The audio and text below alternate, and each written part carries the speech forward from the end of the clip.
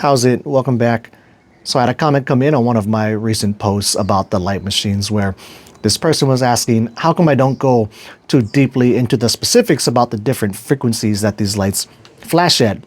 And it is kind of funny timing on that comment though, because in the video that I will be posting today when I'm talking about how to use these light machines to meditate with, I do kind of bring up the different frequencies, although I still don't call them out by name. I just kind of break it up into, is it the really, really fast flashing type where it's almost like a steady beam of light? Is it the regular, just quick flashing type? Or is it the really slow, kind of more pulsating type of light? And I talk about how you can use the different speeds of the flashes to meditate with when using the lights. But the truth is, I don't call them out because I don't pay attention to it at all. Like, I had to double check this thing to see what the different frequencies that are available that it has. So it has like alpha, delta, gamma, and Schumann. And the reason why I don't call them out is because I honestly just don't pay attention to it. I just go strictly off of, the vibe and the feel that it's coming out at. And I never bother to look and see, oh, I like this, I like this rate of the flash. I wonder which frequency it is.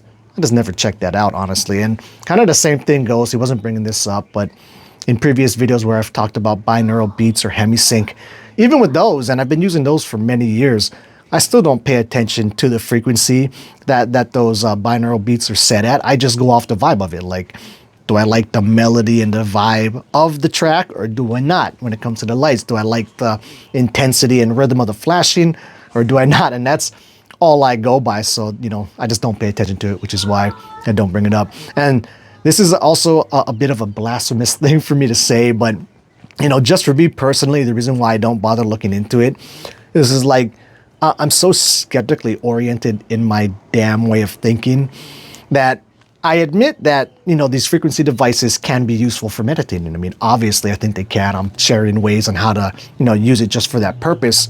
But I'm not sure how much I believe that the different frequencies actually matter as much as just the simple melody and vibe that it has going on with it. Like, back to the binaural beat things. Personally, I don't see much of a difference between a binaural beat hemisync meditation track versus just like, a generic meditation track that has nice melodies and sounds to it, but it's not binaural beat or hemisync at all. Like, I don't see much of a difference between the two personally. Which is why I don't get too deep into it.